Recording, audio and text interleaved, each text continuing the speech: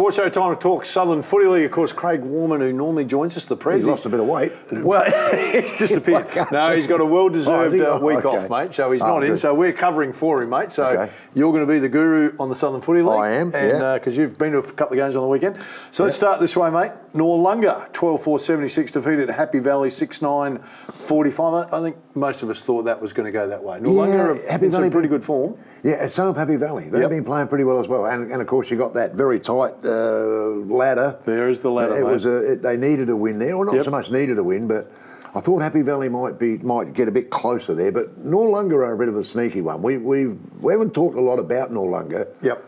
We've been talking Flaggies and Ranella. They're the teams and whatever. But Noarlunga are the ones that have been sitting second pretty well most of the year. All we've said is we know they're dangerous. Yeah, we know they're dangerous. And I think that proves it. 31-point winners over a team like Happy Valley who have been in pretty good nick. They have been in pretty good form. Pretty good nick, yeah. Jars need to get a win, mate. Port Noarlunga, 15-14. So he needs to work on his kicking. The bloke said he was one of the most skilled footballers of all time. 104 defeated Christie's Beats 6-3-39. I was probably surprised by the margin. It's 65 points. No, I'm not. But the reason I'm surprised, only a couple of weeks ago we were saying how close the games have been this year. Yeah, so 3 or 4 years ago, we were talking about the Southern Footy League. It had these big scores, the big blowout games. And, I mean, we know it's getting towards the end of the season and players are getting injured. And again, in the Southern Footy League, same as AFL, SANFL, a couple of key players get injured. It's a dramatic change. It makes a lot of difference, and some teams now know they're into the final, so they're gearing up. Some know they can't make it. And so maybe some of the coaches are looking at younger players and giving them a chance. So just the margin, I thought, I knew they'd beat Christie's, but I just didn't think it'd be that big. I thought it'd be a big margin, but not that big. Okay, I mean, Christie's Beach had, I think in their last couple of matches, they've actually been a bit better, a bit more competitive. So I can see your point. But Jars desperately needed a win there. So they would have been going hammer and tongs. Now, this is a team we have talked a bit about this year, Morfett Vale, and they produced an outstanding game against Aldinga. To keep them to 2 goals 8 showed that what they'd been talking about, their defence is starting to pay dividends. I know it was a big margin in the end, 86-20, but the fact that they were able to keep them to 2 goals 8 says a lot about the way they're starting to develop. No problem. Morfett Vale, remember last year they finished, I think they just finished in the 5 again and caused a few problems and got through to so there's teams like Morfett Vale and Noarlunga who we don't talk about a lot. Who are just there, and not going anywhere. No, that's the key. A couple of recruits, and they'll step into the next. They'll be dangerous in the finals. Ranella had a big win over Cove, mate. It was a massive one. Well, that's a muscle flex. That's a muscle flex. They flex their muscles there because once again, Cove had run a couple of sides close in the last couple of weeks, so they're not as if they're in poor form. No, but so you reckon Ranella? Yeah, Ranella. Do you reckon Ranella have said we need to get our percentage up here because I think it's pretty tight. 1, 2, 3. Yeah, 4. it is. Yeah, it is. So, but I don't think they would be talking about that playing Cove. If you know. Well, Cove have been playing really well. That's again, I don't want to say I sound repetitive, surprised by the margin, but this one really caught my eye and thought, gee, unless Cove have had some injuries or the flu's run through the group, the margin was surprised. But it's a muscle flex. It's saying, hey, don't forget us. That's what they're saying. It's a pretty big flex, mate. Billy Threadgold back in the middle of the ground again. I mean, back from his overseas job. Playing in the centre. That does give you a bit. As soon as I saw that margin, Phil, I thought, that's Ranella saying, hey, we're here. Don't forget us, you know. And from what I heard, their side's pretty well settled as well. So, I'm looking forward to the final series. All right, can you see the finals going past Flaggies, Noarlunga, Ranella? Can you not see one of those 3 grand final? No, I think 2 of those. Sorry. Yeah. See, once again, we're leaving Morfett Vale out, aren't we? We're saying Morfett Vale are there, but those 3 look like they're flexing they're the ones, more than Morphies. Oh yeah. Although in saying that, Morphies were pretty good the way they defended, so they might be putting something in there. Well, some big games this weekend, mate.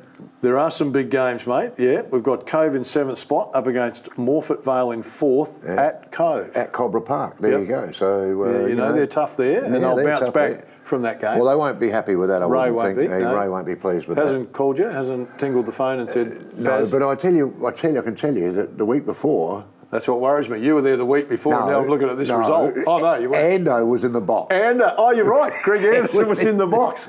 Well, that sums it all up. Trying to knock me off. We can see clearly Ray's taken some of his advice, and we can see that they've gone straight into the abyss. That's right. That's right. But Ando said that they played really well. They played really well, and everything was going terrific. And now I don't know whether he was in the box on the weekend. No, he would have done enough damage the week before. I can see what he's done. If he was there on the weekend, they wouldn't have scored scored at all. And that big All right. game's the second up here, mate. Noarlunga and Ranella. That'll Now, be there you are. at Noarlunga too. Yeah. So that'll be So we'll see who's got the flex next week on that. Aldinga in 8th, Christie's Beach down at Shark Park. Yeah. Aldinga will win that, surely. I mean, they're better than that game against Morpeth Vale. They've been playing, once again, they've been playing not so badly and getting knocked off. Yep. So at home, I think you'd have to go Aldinga there, wouldn't you? Yep. I think you're right. I reckon this will be the interesting one. Port Noarlunga, because they got up on the weekend. Flagstaff Hill are sitting in top spot and motoring along pretty nicely. At Port Noarlunga, but I reckon Flagstaff are getting ready for the flex too. So I think Jars might feel a bit of pain, but they might spook them early. But then again, they might, Flaggies might just back off a little bit here and...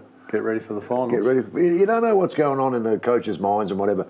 It's tough winning down at Port Noarlunga. Yep. But Flagstaff have been in cherry right form, haven't they? So you'd think they'd beat Port Noarlunga. I saw Port Noarlunga at Happy Valley a couple of weeks ago, and they disappointed me a little bit. They weren't as good as they should have been that day. Happy Valley knocked them off. I mean, we know Flagstaff are more talented, but you'd be hoping that Port Noarlunga would make a great contest. You don't want a big margin.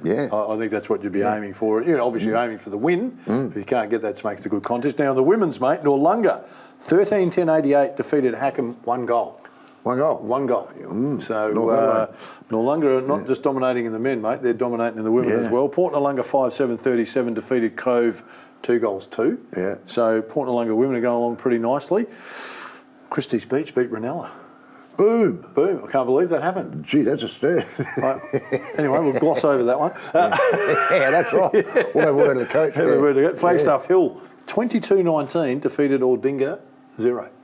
Just dominated the game. 22-19. 22-19. That's the biggest women's score I've heard for a while. Well, I was looking at that thinking 13-10 in one game. There's 22-10. The girls' skill level's starting to rise and the scores are going with it. So I love the passion. I was up in Brisbane, obviously, during the week, and the Lions were out training and the women came out after that. And, gee, they love it. And the skill level has jumped dramatically from where it was 5 years ago. So... I've still got a bit of work to do, but their passion... It's another story, mate, is how happy would the AFL be with the Matildas? Well, we'll talk about that a little bit later in the show, mate, and they have been fantastic. They have gripped the nation, haven't they? Yes. Stay with us. Still, plenty to come on the show.